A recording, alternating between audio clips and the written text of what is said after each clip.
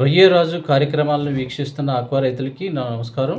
నేను మీ doctor Suresh Babu, assistant professor. శుక్రవారం శాస్త్రవేత్తతో అడగండి చెప్తాం అనే కార్యక్రమంలో భాగంగా ఈ వారం రైతులు అడిగినటువంటి మొదటి ప్రశ్న, జియోలైట్ కు మరియు సూపర్ పిఎస్ కు మధ్య తేడా ఏంటి? జియోలైట్ అనేది సహజసిద్ధంగా లభించేటువంటి ఒక కెమికల్.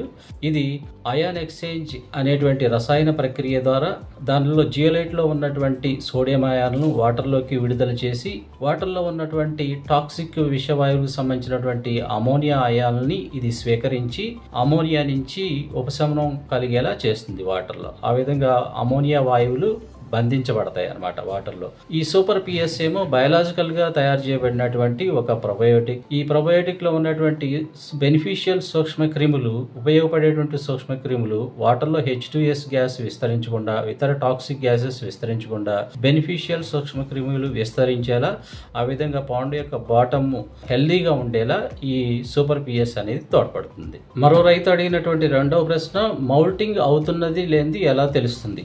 మౌల్టింగ్ అనేది రొయ్యల్లో గ్రోత్ని అనుమతించడానికి దాని యొక్క జీవితంలో, దాని యొక్క లైఫ్ సైకిల్లో ఒక సైక్లిక్గా జరిగేటువంటి ఒక ప్రక్రియ. ఇది ఎర్లీ స్టేజ్లో అంటే జువనైల్స్ ఆ స్టేజ్లో 3 నుంచి 5 రోజులకు ఒకసారి జరుగుతుంది ఈ మౌల్టింగ్ అనేది.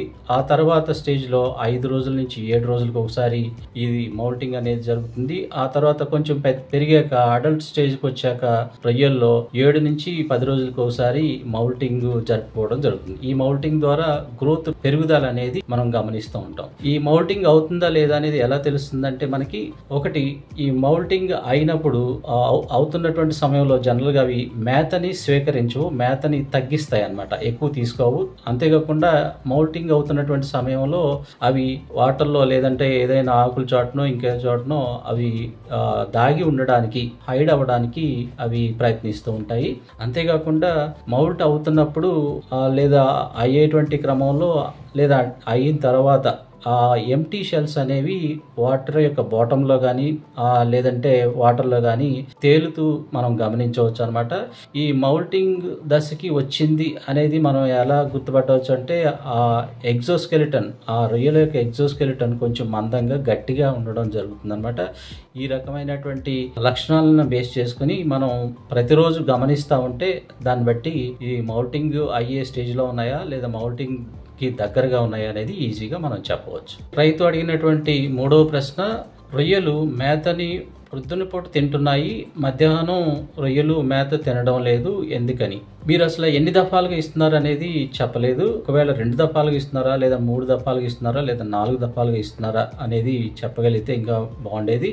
ఒక కారణం ఏదై ఉండొచ్చు అంటే, మధ్యాహ్నం ఏమవుతుందంటే వాటర్ యొక్క pH బాగా పెరిగిపోతుంది, ఒక్కోసారి 9 దాటి వెళ్ళిపోతుంది. ఇలాంటి సిచ్యువేషన్లో రొయ్యలు pH కన్వీనియంట్గా లేనప్పుడు, అనుకూలంగా లేనప్పుడు మేతని కొంచెం తగ్గించి తీసుకోవడం జరుగుతుంది. మరొక కారణం ఏదై ఉండొచ్చు అంటే, సాయంత్రం మనం మేత ఇచ్చిన తర్వాత మళ్ళీ రేపు ఉదయం వరకు అంటే సుమారుగా 12 గంటలు దాటిన తర్వాత మళ్ళీ మేత ఇస్తాం అనమాట. అంటే 12 గంటలు దాటిన తర్వాత మేత ఎర్లీ మార్నింగ్ ఉదయకాలంలో ఇచ్చినప్పుడు ఆ మేత ఫీడ్గా తినేయడం జరుగుతుంది. అలా తినేసిన తర్వాత మళ్ళీ రెండవసారి దఫాగా 11ంటికి ఆ టైంలో ఇస్తాము. అంటే దాదాపుగా 4 గంటల గ్యాప్తో ఇస్తాం అనమాట.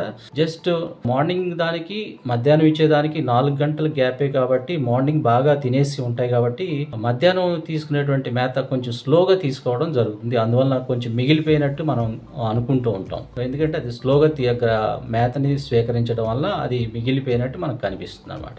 అంతేకాకుండా వాటర్ యొక్క pH కూడా హై టెంపరేచర్ ఉండడం, వాటర్ pH కూడా ఎక్కువగా ఉండడం కూడా మేతని తీసుకోపోవడానికి లేదా కొంచెం తగ్గించడానికి అది ఒక కారణం అన్నమాట.